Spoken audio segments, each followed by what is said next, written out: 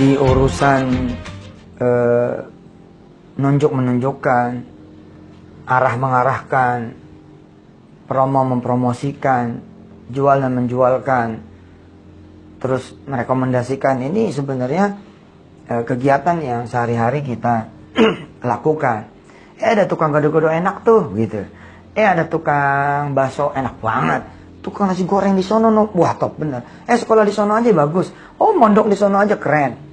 Atau gua kalau kerja di situ tuh enak. Atau nih barang keren bener. Ada yang jual barang tuh bagus banget. Nah, sebenarnya semua ini udah kita lakukan. Cuman ada yang dilakukan sama orang lain juga. Seperti mereka mengiklankan dirinya, ya, atau agensi mengiklankan dirinya. Nah, dengan bermulti level sebenarnya, kalau yang dimaksudkan adalah memotong jalur distribusi, jalur promosi, jalur marketing, lalu anggarannya, budgetnya menjadi bisa dinikmati bersama, itulah sebenarnya multi level yang benar. Dengan tidak naik-naikin harga kena-kenanya gitu loh, karena pasarannya gelap, main digelapin betul. Nah, itu jadi money game, jadi nggak jelas gitu. Tapi kalau terukur, terarah, masuk akal, dan tidak yang diputerin itu bukan duitnya orang, insya Allah Paytrend ya seperti itu gitu. Orang beli pulsa, beli tiket kereta api, pesawat di website A, website B, di supermarket A, supermarket B, swalayan A, swalayan B, kios A, kios B, di orang A, orang B. Terus dia merasa senang. Lalu dia kasih tahu sama orang lain, beli di situ aja, beli di situ aja, beli di situ aja. Nah, tapi dia nggak dapat apa-apa. Tidak ada hak dia atas telunjuknya, atas informasinya. Nah, berbeda dengan multi level. Kalau multi level kemudian ada hak yang kemudian dibagi, karena informasi itu menjadi berharga kalau di dunia multi level. Saya tidak malu mengakui bahwa Paytrend ini multi level. Paytrend ini multi level. Tapi alhamdulillah ketika kemudian kami ke PKPM ya, kami ke instansi-instansi terkait, mereka kemudian jadi berdiskusi karena ini nih beda nih, ini multi level transaksi gitu. Awalnya sempat terjadi diskusi yang lumayan menggairahkan. Saya tidak bilang panjang, tapi menggairahkan karena pemerintah sendiri menganggap ini menarik nih. Karena kan digital society memang lagi digalakkan oleh pemerintah. Nah, kita kan sudah digital society, kemana-mana kita cuma bawa handphone yang di dalamnya ya sudah terjaring ke bank masing-masing. Ya tinggal klik bayar ini bayar itu udah beres, sudah nggak bawa duit lagi. Pemerintah nggak capek-capek melakukan serangkaian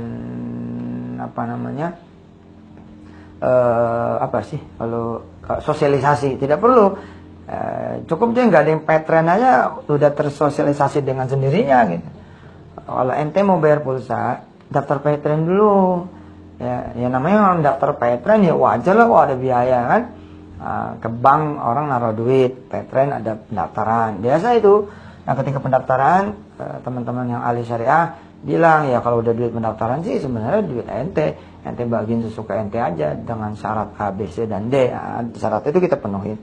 Lalu kata mereka ya kalau sudah begitu ya jalan, go ahead, silakan, ya bismillah kita jalan. Ini udah tersosialisasi loh keinginan pemerintah ya membuat jaringan money-less society ini. Jadi nggak pakai paperless begini, jadi sosial digital ya, digital sosial ini jalan, itu masyarakat yang digital jalan ya. Kita kasih tahu ke orang kalau ente mau beli pulsa, ente daftar Paytrend dulu, terserah banknya apa. Nah, habis itu kemudian transfer ke situ ke bank ente, nyambung ke Paytrend, bayar deh lewat itu. Jadi nggak usah bayar tunai lagi. Saya nih kalau masuk hotel, kalau hotelnya ini si pemiliknya udah sambungin ke sistem Paytrend, ya sama kan kayak kartu kredit, ini perlu nyambungin dulu. Sama kayak pakai debit BCA, Niaga, ya CMB, apa yang lain-lain, Mandiri. Ya kan yang punya hotelnya, yang punya segala produk dan jasanya harus nyambung dulu, baru kemudian jalan semuanya. Gitu. Mudah-mudahan nih Paytrend makin membesar dan kita tidak menzalimi orang, tidak ada hak yang juga ditunda, ditahan, apalagi sampai hilang. Dan yang kita bagi-bagiin bukan duit orang, tapi keringat kita, hasil dari fee transaksinya. Dan yang Masya Allahnya lagi adalah ketika sudah terkumpul di satu titik, sudah berkumpul di satu keluarga, maka kekuatan berjamaahnya dahsyat. Dahsyat. Contoh, sebagai seorang kepala cabang dari sebuah bank, terus tidak tercapai nih target penabung dan deposito akhir bulan, saya akan telepon kepada teman saya, Mas punya temen nggak? Ustadz punya temen nggak? Kiai punya temen nggak? Bu punya temen nggak yang bisa mindahin depositonya sebentar aja, tanggal 28 taruh, 29 taruh, 30 taruh, nanti tanggal 2 ambil lagi deh, nggak apa-apa. Nah kemudian kita yang merasa dimintain bantuan, kita coba kontak teman-teman kita. Lalu adalah yang punya duit 1 miliar, 2 miliar, atau 100, 200, kita pindahin tuh ke bank itu. Lalu kemudian tanggal 4-nya mereka ngambil lagi, tanggal 5 si kepala cabang datang kepada dia. Makasih ya Mas, kemarin udah bantuin kita. Kalau enggak, kita enggak terpenuhi itu target akhir bulan. Terus dia bawa hadiah ada tuh, pulpen, payung, kemudian agenda. Nah, itu kan ada value-nya tuh sebenarnya.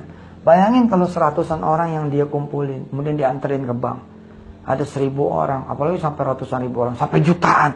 Wah, apalagi kalau kemudian si kepala cabang bilang begini, bilangin dong sama teman yang naruh kemarin itu, taruh lagi tapi jangan 2-3 hari. Ambilnya 5-6 bulan yang akan datang gitu. Mengendap tuh dananya, lebih hebat lagi. Nah bayangin tuh kalau komunitas Petren 1 juta, 10 juta orang, kita bisa ngakuisisi bank manapun 1 hari itu. Kita langsung bilang kita pindahin deposit kita pindahin, kita pakai single bank. Semua orang ke si A-nya yang sebelumnya kita bilang dulu, nih gue mau masukin nih 1 juta orang kemarin, gue mau masukin nih 10 juta orang kemarin, tapi lu bagi gue saham dong, itu rubah jadi syariah. Wah, kayak gitu. Atau bikin unit sendiri. Wah, gimana lah cara, pokoknya kalau jadi bridge, wah itu luar biasa. Namanya marketplace itu. Apalagi kalau kemudian kita bisa membantu mereka. Mereka punya barang apa, kita jualin. Mereka nyari barang apa, kita siapin. Kita menjadi perpanjangan tangan industriawan, kita menjadi perpanjangan tangan produsen, dan mempertemukan juga konsumen. Hidup ini kan semuanya butuh dan membutuhkan, nyari dan mencari. Betul nggak? Cari dan dicari, perlu dan diperluin. Wah, keren itu. Kalau ada barisan produsen punya barang demi barang, udah tinggal dikasih aja, insya Allah marketnya Petren itu ya, ini jadi market yang besar sekali, insya Allah tuh beres dah, insya Allah, yakin, hakul yakin, insya Allah. Ini ada 2 audio nih yang mudah-mudahan sempat didengar, berkenan didengar. Audionya yang satu ini, yang satu lagi saya kirim juga. Insya Allah mudah-mudahan bisa menjadi pelajaran, dan ada apa yang bisa saling menukar pandangan, apa yang mesti saya dan kawan-kawan Petren perbaiki, ubah, penuhi. Insya Allah lah, atau ada ide-ide apa untuk pengembangan. Insya Allah saya siap berdiskusi. Insya Allah.